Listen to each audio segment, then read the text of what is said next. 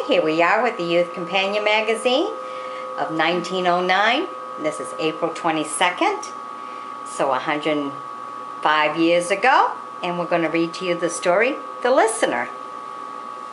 Read to you by Jennifer. To the minister, pondering over his sermon, there came suddenly an urgent message. "It's Mary Martin, the woman," a stranger told him. "The doctor says she can't live through the night, and I thought maybe you'd come and see her." "Mary Martin," the minister repeated. "Mary Martin? I didn't know that she was ill. She can't be dying."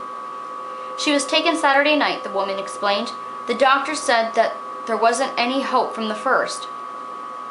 "Did she send you for me?" the minister asked, still trying to collect his wandering wits. "No, sir, I just came myself.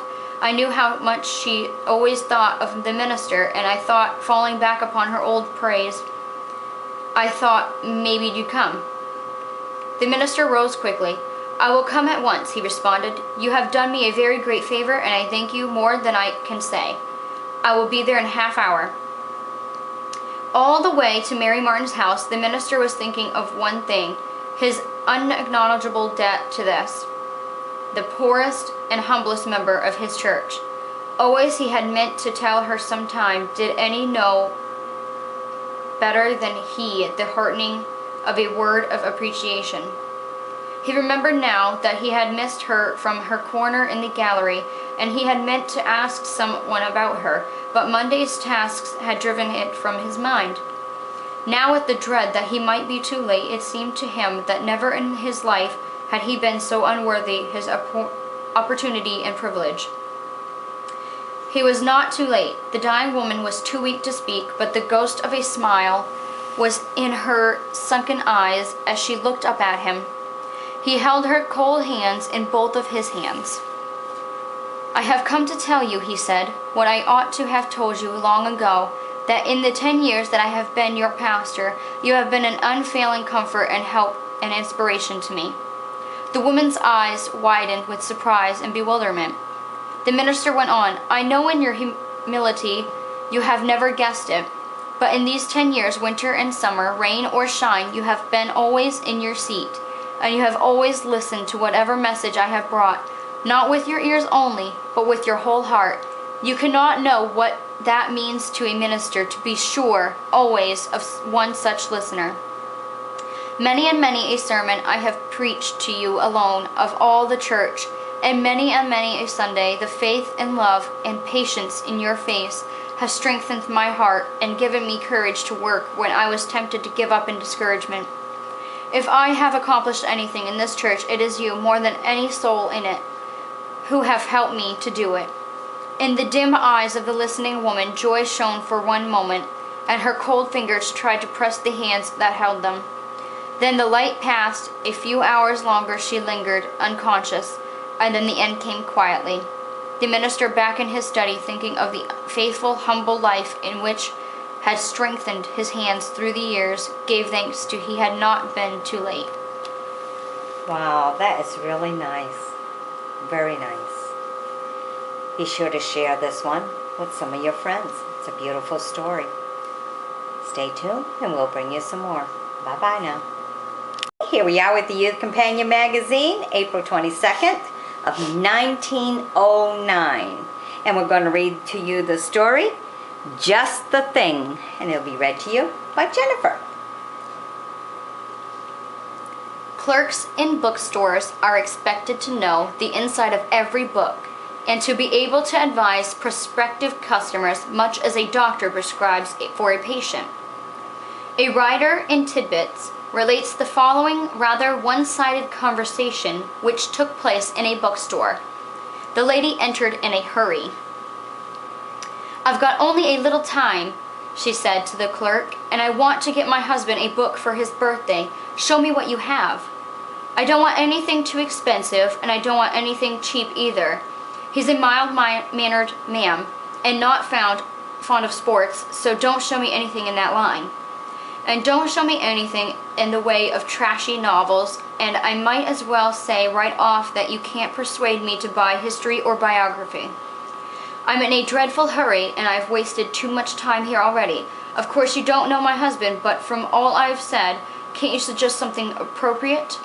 Yes, ma'am, said the clerk humbly, looking along the shelves. Here's a book called How to Manage a Talking Machine. Oh! Snap!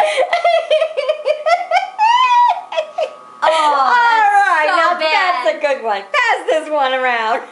Oh, you know he got hit. Okay, so she's all done buying him a book. All right, stay tuned for more. Bye-bye. Okay, here we are with the Youth Companion magazine of 1909. And we find some very interesting stories in this magazine. And the story we're going to read right now is Deeply Interested. The play was one of Shakespeare's tragedies. Mrs. Simmons and her little boy, having been unable to secure seats in the parquet, were well located in the front row of the first balcony, where they could see better and hear almost as well as if they had been farther forward on the main floor. Mrs. Simmons was agreeably surprised at the interest that Bobby appeared to take in the somber drama. He sat leaning forward and his elbows on the cushioned railing in front of him, resting his head on his hands, deeply absorbed. As the curtain went down on the first act, he straightened up. "Well, dear, how do you like Shakespeare?" asked his mother. "Are you enjoying the play?" "Mamma," said Bobby, with the air of one who has made a great discovery, "there are 69 men here that have got bald spots on top of their heads. I've counted them 5 times. That's what he got out of that. Okay, be sure to sub me. Join me as a friend. We'll bring you some more stories. Bye-bye. Okay, here we are with the Youth Companion magazine, April 22nd of 1909. And we're going to read this story today of By Way of Gloves. And it'll be read to you by Jennifer. "I don't see," Molly Adams declared stubbornly, "why it isn't as bad to be proud of being poor as it is to be proud of being rich." "But I'm not proud of being poor," Leslie Fraser retorted gaily. "Marry no child. Don't you think I'd like pretty things as well as anybody? Then you'd be exactly as bad as Helen Calderwood." Leslie's face changed. "I hope if I had money, I shouldn't use it to try to buy things that are not for sale. Friendship, for instance." "But she doesn't," Molly cried. "She has tried every way, and you just won't, Leslie Fraser. And she's such a dear, and you're such a dear. Oh, why won't you be friends?" Leslie leaned across to Molly with one of her rare caresses. "I know that you're a friend. Anyway, you little bug-eyed soul," she said. "Isn't that enough?" Soul? And Molly, sighing, gave it up, and she had given it up so many times before. It was such a pity, for Helen was such a clear-through lady, and Leslie just would not see it. Then something happened. It was only a little thing, one of the small, discomforting incidents that every woman knows. Leslie, invited to an informal meeting of the Granbury Club, found everybody wearing gloves. She had not supposed it a glove affair at all. The color climbing into her face, she tried to pull her short glove up to bridge the gap to the sleeves of her simple little gown. It was no use. There was nothing to do but to pull them off. The next moment, she heard a bright voice beside her. "Oh, are you taking off your gloves? I'm so glad. I hate to wear them here. It seems so foolish, doesn't it? I'm so delighted to find somebody sensible." Leslie turned. Her honesty was part of her pride. "I'm not pulling them off because I'm sensible, but because I wore the wrong kind," she said. "I'm so glad you wore the wrong kind," Helen replied merrily. "Please do it every time. And now I do, so want my father to meet you." "But you," Leslie stammered, "aren't you to read a paper?" "I don't see," Helen retorted, gaily misunderstood, "what that has to do with your meeting my father. He's worth knowing, truly he is. That was all, or rather that was not quite all either, for the next morning Leslie Fraser went to see her friend Molly Adams. She went to tell her that she had discovered a lady. Oh, isn't that nice? Very nice and polite. All right, the story of a glove. All right, be sure to sub me. Join me as a friend. We'll bring you some more. Bye-bye. Okay, here we are with the Youth Companion Magazine, April 22nd of 1909. And this is what they thought of coffee 105 years ago. And the title is Coffee Doesn't Hurt Me. And for a while they said, oh yes, coffee was bad, but now they're saying coffee is good. But let's see with 105 years ago what they thought of it. This story will be read to you by Jennifer. I was one of the kind who wouldn't believe that coffee was hurting me, says a New York woman. You just couldn't convince me. Its use was connected with the heart and stomach trouble I suffered from most of the time. My trouble finally got so bad I had to live on milk and toast almost entirely for 3 or 4 years. Still, I loved the coffee and wouldn't believe it could do such damage. What I needed was to quit coffee and take nourishment in such form as my stomach could digest. I had read much about postum, but never thought it would fit in my case until one day I decided to quit coffee and give it a trial and make sure about it. So I got a package and carefully followed the directions. Soon I began to get better and was able to eat carefully selected foods without the aid of pepsin or other digestants, and it was not long before I was really a new woman physically. Now I am healthy and sound, can eat anything and everything that comes along, and I know this wonderful change is all due to my having quit coffee and got the nourishment I needed through the delicious postum.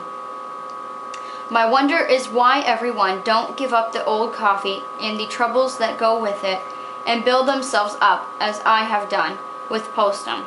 Easy to prove by 10 days trial to postum in place of coffee. The reward is big. There's a reason.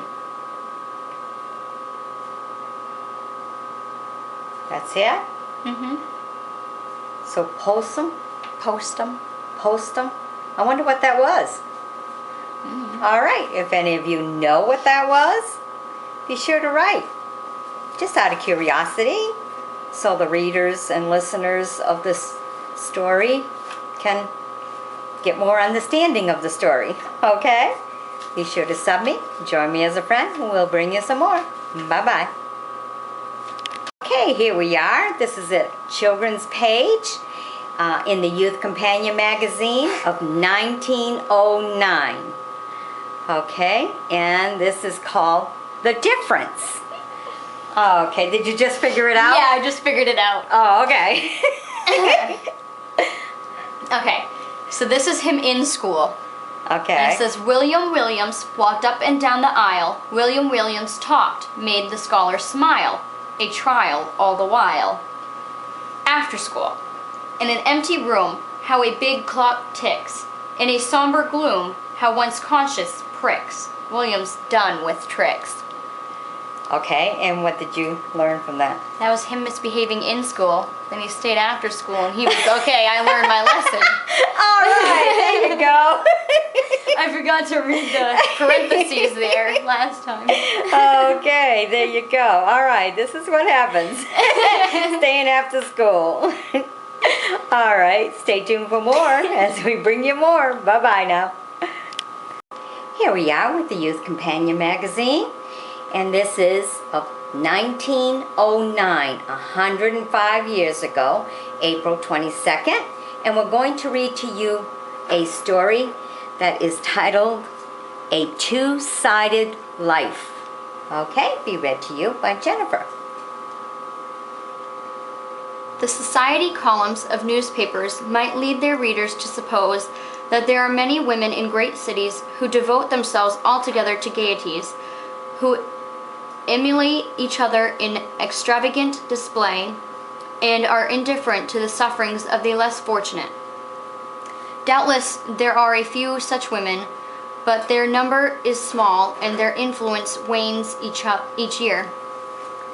The amount of charitable work done in London by men and women of the so-called leisure class is declared by a recent student of Great Britain to be the most striking feature of English life.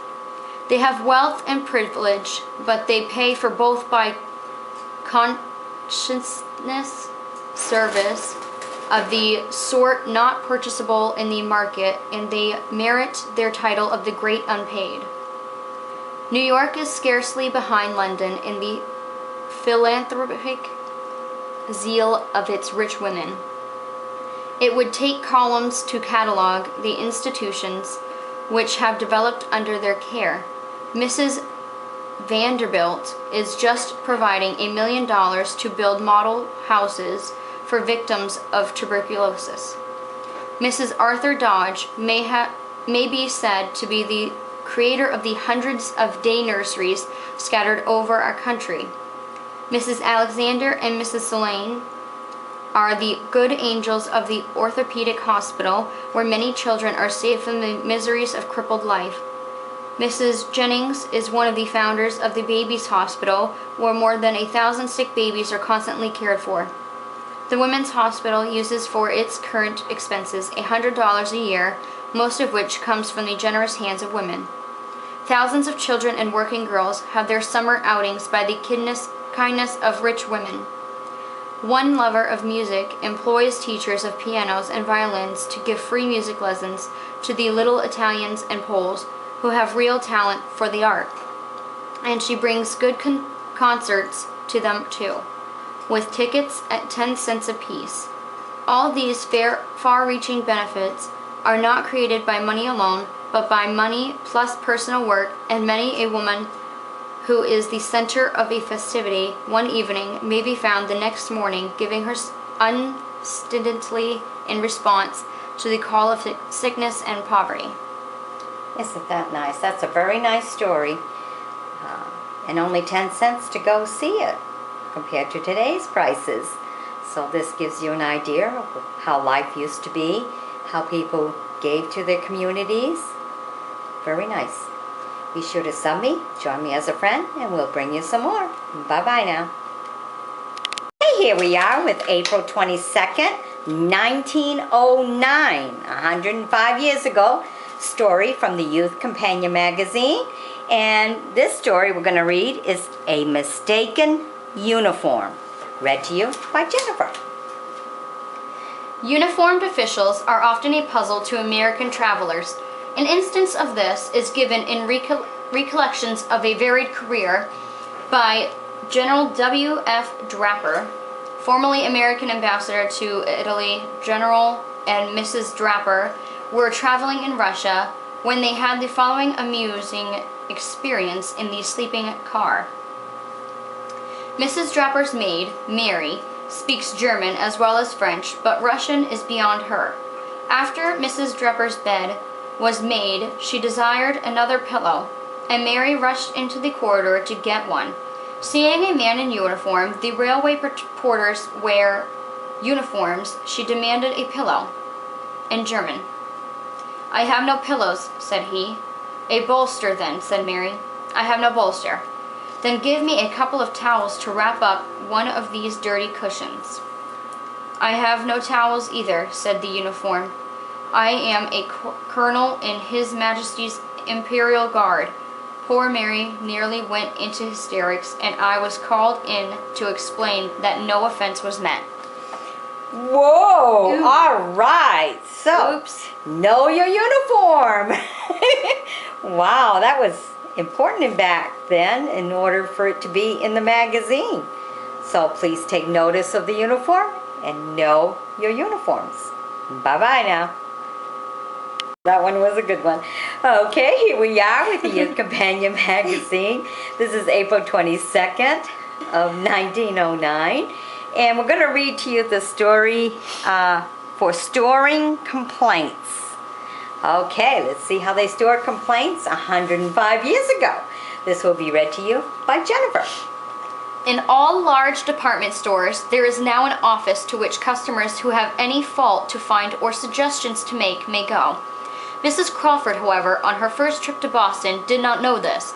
"I saw most everything I set out to, in the 2 days, she told her husband when she returned to Bushby, tired but triumphant, bearing many bargains and samples. "But there's one thing I regret." "What's that?" inquired Mr. Crawford. "I got shunt of Cousin Amelia for an hour or so this morning, just before train time, and his wife said, and took my chance to look round a little. She was in the same building, and she agreed to meet me over by one of the elevators, so when I'd gaped round all I wanted, I went there and waited for her. Well, as I ran my eye over the list of things there were to see on the different floors, what should I catch sight of but Complaint Bureau? I was just going to ask a country-faced clerk nearby what it meant, when along came Amelia, and my chance was gone. I gave over asking her things after this first hour the day before. She had such a kind of superior air when she told me about 'em. Well, I suppose folks never get quite all they expect out of a visit, but I kept wondering whether 'twas a bureau for keeping liniments and old cotton cloth and medicines for those with complaints, same as they have special things made for every kind of use nowadays, or whether it's just a name given some particular shape of bureau, like mission chairs and Queen Anne cottages. I sort of inclined to think that's all 'twas, but I'd like first rate to have seen one." Wanted to see a complaint bureau? Okay. All right. Those are the things they wished for way back then, 105 years ago. Today we could definitely tell them what a complaint bureau is all about. Be sure to sub me, join me as a friend, leave any comments you want. Bye-bye. Okay, we're with the Youth Companion magazine of 1909, and we're going to read to you Knew His Failings. And it'll be read to you by Jennifer. A kind little man was Jacob Jones, and one inclined to be rather too careless with his money. Perhaps his principal failing was giving two sturdy loafers about the town, in spite of his daughter's repeated commands to the contrary.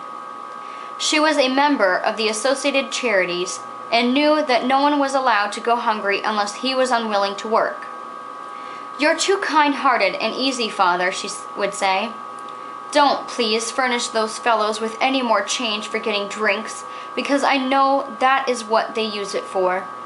"But they look so hungry," he would protest, to which she would say nothing. Going out one afternoon, Mr. Jones was accosted by a man who whined out some words to the effect that he wanted a couple of cents to get a sandwich with. Mr. Jones' hand was in his pocket and halfway out again before he recollected orders.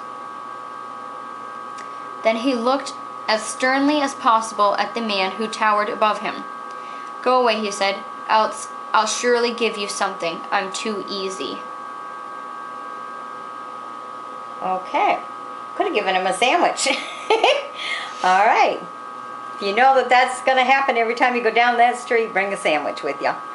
All right. Bye-bye now. Okay, here we are with the Youth Companion magazine, April 22nd of 1909. And we're going to read to you a few of the nature and science stories. And we're going to go with Halley's Comet, Earth Canopies, and Flying Machines and Meteorology. Read to you by Jennifer. Halley's Comet. The expected return of the great comet of Halley, which was last seen at Perihelion in 1835, continues to excite much attention among astronomers. Messrs. Caldwell and Croman, the English computers, have recently revised their calculations of the period of perihelion passage, which they now fix at April 13th, 1910. It may occur a day or two later. Some bewilderment has been caused by a calculation published anonymously in the Astronomische Nachrichten, which fixes June 18th for the perihelion passage. Mr. Commelin remarks that this is disquieted since even the discussion of the apparitions of the comet 1,000 years ago, a difference of more than a month between the computed and the observed times of Perelin has seldom been found. Earth canopies. Professor Tyndall was one of the first to suggest that the cause of the great changes that the climate of the Earth has undergone in the past might conceivably be the formation of thin canopies of gas in the atmosphere, capable of transmitting the luminous heat of the sun, but impervious to the dark heat rays radiated back from the Earth. Mr. J.T. Wheeler, seeking a new explanation of the glacial period, suggests that such canopies could be formed by the fall of rings of matter external to the atmosphere. Being afterward resolved into belts, they might give rise to strong climate zones until their final disappearance by descent to the earth in the form of dust. Mr. Wheeler picturesquely suggests that primitive man saw the latest cloud belts, which gave rise to the myths of serpents twined about the earth. Flying machines and meteorology. Almost everybody seems to be taking very seriously now the promised near advent of particular aerial navigation. In Europe, governments are not only experimenting with balloons and aeroplanes, but already there are planes and devices for destroying the flying machines of the enemy. Engine buildings are studying the problem of making better motors for the aviators, and manufacturers are beginning to offer aeroplanes for sale to the public. Dr. H.R. Mill, president of the Royal Meteorology Society, gives another turn to the subject. In a recent address, he affirmed that in a few years, the practical needs of aviation will demand a thorough investigation of the circulation of the atmosphere. Thus, the flying machine will do for the study of the air what the ocean capable did for that of the sea depths. Well, isn't that interesting? So this is how they used to look at aviation way back then. And of course we know what it is like today and everything, but it's really nice to see how they were thinking and printing these stories in a magazine and stuff about aviation. So be sure to sub me, join me as a friend, and we'll bring you some more stories. Bye-bye now. Here we are with the Youth Companion magazine, April 22nd of 1909, 105 years ago, and we're going to read you one of the stories that they wrote back then. It's called On Early Rising. It'll be read to you by Jennifer. An interesting illustration of the habit of mind which believes that legislation will cure anything and of the confusion of mind which frequently goes with it is affordable by the Summer Season Time Bill, more commonly known as the Daylight Savings Bill, now once more before the British Parliament. The origin and history of the bill are curious. English people, especially those who dwell in cities, begin their day's work at a later hour than is customary on the continent of Europe or in America. In addition to that, England lies considerably farther north than the United States in the latitude of Labrador. The days, therefore, are longer in summer and shorter in winter than is in this country. The two facts entail a waste of daylight, which many Englishmen believe to be an industrial handicap. Instead, however, of attempting to remedy the conditions by the simple and natural plan of getting up earlier in the morning, members of Parliament are trying to do it by changing the time of day. The bill, which at first no one took seriously, but has now passed its second reading, provides briefly that at 2 o'clock in the morning on the third Sunday in April of each year, all clocks shall be put forward 1 hour, and shall remain an hour in advance of Greenwich Mean Time and Dublin Mean Time until 2 o'clock in the morning of the third Sunday in September, when they shall be put back an hour. The objections to the bill are so many that only a few can be mentioned here. For scientific purposes, the present Greenwich time would of course be retained. Confusion is thus introduced in the very beginning. Next in importance comes the matter of mail and of the departure of trains and steamships, and the transaction of international business, such as trading in the stock exchanges. The general control of clocks throughout England by electrical service from Greenwich, which is a condition of recent years, has seemed to have some of the advocates of the bill to make the proposed change easy. In point of fact, however, it makes it harder. The suggested change has been compared to the device of cooling the bulb of the thermometer in order to lower the temperature when the day is oppressively warm. It might also be likened to call 8 eggs a dozen when, as Easter and Thanksgiving, the price is high. Well, that's different. Never looked at it that way, but you know, this is the beginning of time when they started with daylight saving time, you know. Apparently they thought it was stupid. Yeah, some did think it was stupid, but you know, it's spring forward and fall back. That's what we got now, and this is the beginning of it. Very interesting, and the kids can use this in history class. All right, bye-bye now. Okay, we're reading to you today from the Youth Companion magazine of 1909, April 22nd. And we're going to read to you the story, The Antarctic Continent. Read to you by Jennifer. Captain Cook, the famous navigator, thought in 1777 that had proved that there is no great southern continent. It has been established within 10 years that he was mistaken. Louis E. H. Shackleton of the British Navy, during the recent dash for the South Pole, traveled by sledge more than 800 miles south upon that continent over snow and ice fields. When within 111 miles of the pole, he was compelled to turn back. The point he had reached was 150 miles nearer the pole than any other expedition had ever attained. As far as the eye could see, a level plain 9,000 feet above sea level stretched toward the south. Between that point and the ocean are 8 mountains chained with many lofty peaks. The whole country is buried in snow, and the cold and wind are so severe that Lieutenant Shackleton has rejected that theory that there is a large area of atmospheric calm about the South Pole. The southern continent is of great size. In Derby Land, the point at which Captain John Biscoe touched it in 1832 is 1,500 miles from the pole. Borchgrevink landed on the other side of the continent in 1895 on the shores of Ross Sea at about the same distance from the pole as Enderby Land.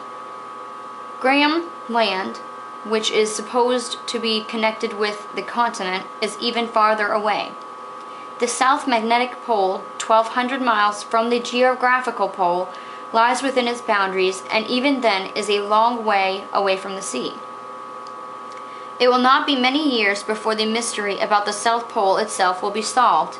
A French expedition is now in that region, devouring to reach it.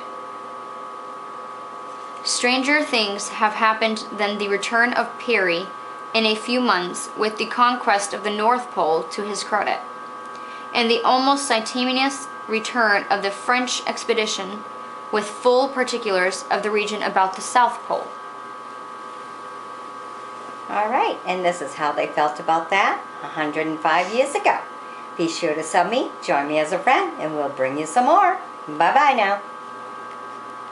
Okay, here we are with the Youth Companion magazine of 1909. This is April 22nd, and we're going to read you a story about courage and cowardness. A battle or danger will often develop some characteristic that nothing else will bring out. In the Lone Star Defenders, Mr. S.B. Barron gives instances of both cowardice and courage that were noted in his regiment. Gum was a shabby little man, mounted on a shabby little Mustang pony. In fact, his horse was so shabby that he would tie him while we were at Dallas, away off in the brush in a raven, and carry his forage half a mile to read him rather than have him laughed at. During the time that we were kept slowly moving along in the rear of our infantry, engaged mainly in the unprofitable business of dodging balls and shells that were constantly whizzing near our heads, Captain Taylor was very anxious that his company should act well under fire, and would frequently glance back, saying, "Keep your places, men."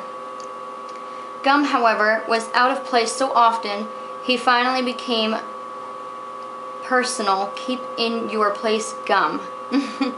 At this, Gum broke ranks and came trotting up on his little pony, looking like a monkey with a red cap on. For having lost his hat, he had tied a red cotton handkerchief round his head. When opposite the captain, he reined him up, and with a trembling frame and quivering lip, almost crying, he said, "Captain, I can't keep my place. I am a coward, and I can't help it." Captain Taylor said, sympathetically, "Very well, Gum, go where you please."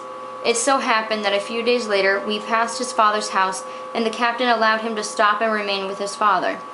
And thus he was discharged. At this stage of the war, we had no army regulations. If a captain saw fit to discharge one of his men, he told him to go, and he went without further authority. An instance of the opposite character may be told of Joe Welch. Joe was a blacksmith, almost a giant in stature. Joe had incurred the contempt of the company by acting in a very cowardly manner, as they thought, in one or two little personal affairs before we reached Missouri. But when we went into battle, Joe was there, as unconcerned and cool apparently as if he was only going into his shop to do a day's work. And when we made our charge down a rough hillside, when the enemy's bullets were coming as thick as hailstones, one of Joe's pistols jolted out of the holster and fell to the ground. Joe reined in his horse, deliberately dismounted, recovered his pistol, remounted, and rapidly moved up to his place in the ranks. Those who witnessed the coolness and apparent disregard of danger with which he performed this little feat felt their contempt suddenly converted to admiration. Oh, that's a nice story. See how differently they used to write stories in magazines? I hope you have enjoyed this story. And stay tuned for more. Be sure to sub me and join me as a friend. Bye-bye. Okay, here we are with the Youth Companion magazine of April 22nd, 1909. 105 years ago, and we're going to read the story today of Drowsiness. Read to you by Jennifer. Sleepiness is a normal and healthy condition when it occurs at the usual bedtime and when not extreme and overpowering. But it is not always associated with sleep. Some persons in perfect health and excellent sleepers hardly know the meaning of drowsiness. They are active mentally and physically until they are in bed. Then sleep comes at once, and when it leaves them in the morning, they are again in full mental awakeness. There are less fortunate persons who never have a complete and satisfactory night's rest, who are yet almost constantly drowsy. They are always nodding, but when the head touches the pillow, sleep recedes, and the night is a succession of drowsy lapses to sleep, with the instant return of semi-consciousness. In general, with the expectation noted at the beginning on this article, drowsiness is abnormal and indicates something wrong either in the body of the sufferer or in his habits. Those who habitually cut off their hours of sleep, the night owls, and the burners of the midnight oil, pay for their bad habit by attacks of sleepiness in the afternoon and early evening. Later, unfortunately, after the influence of digestion wears off, the drowsiness disappears, and then relieved of its burden, the person sits up to all hours again, thinking in that way to make up for the hours lost by the drowsiness. If he would abandon his owlish habit, go to bed betimes, and get the 7 or 8 hours of continuous sleep that he needs, his daytime and evening drowsiness would disappear. He could do more and better work, and find life much more enjoyable. A slight drowsiness is often noticed after a hearty meal, because active digestion draws a greater volume of blood to the stomach so that the brain is relatively poorly supplied.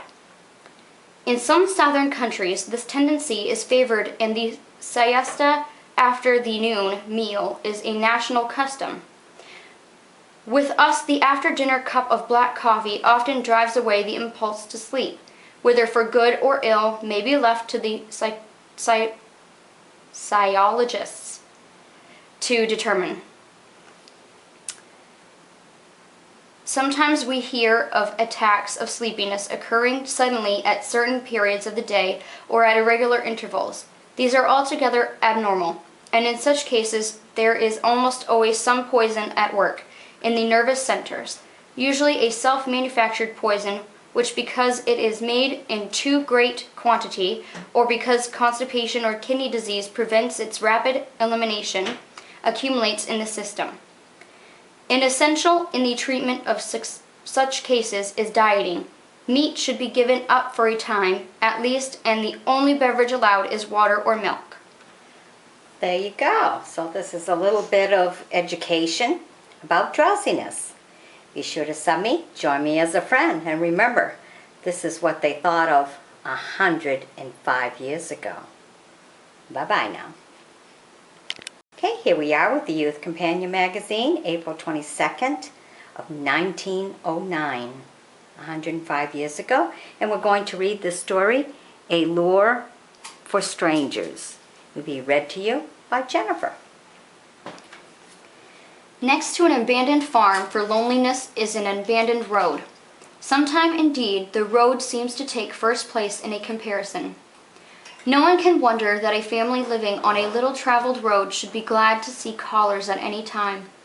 In his book, An English Holiday with Car and Camera, Mr. J.J. Hissey tells of the welcome he had to an out-of-the-way farmhouse, and how he called to be made. We came to a curious road house by the roadside. It was of the 3 stories and of some size, as round houses are not common. It attracted our attention, and when we reached it, we were astonished to read on its circular front the following announcement in big bold letters: Panorama Waterloo Victory, June 18th, A.D. 1815. What the more surprised us about the notice was the fact that the house stood in a lonely place, apparently remote from anywhere, and so far as we could judge, it must have stood there always. It was a wayside enigma, for the Panorama was a public show. Where could the public be expected to come from to see it? To satisfy our curiosity, we pulled up at the door and applied to see the Panorama. After some time, a woman came forth in response to our knock, and in a reply to our request, said the Panorama, as was here, has been done away with ages ago. It be a farmhouse now. Then why, we queried, do you keep that notice up? It seems a strange thing to do, surely, and it must give you a lot of trouble answering the door to people calling to see the Panorama. Bless you, sir, she responded.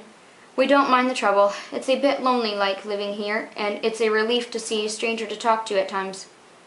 Though there bain't any strangers as passes this way.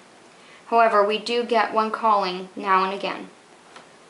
Oh, okay. Isn't that interesting?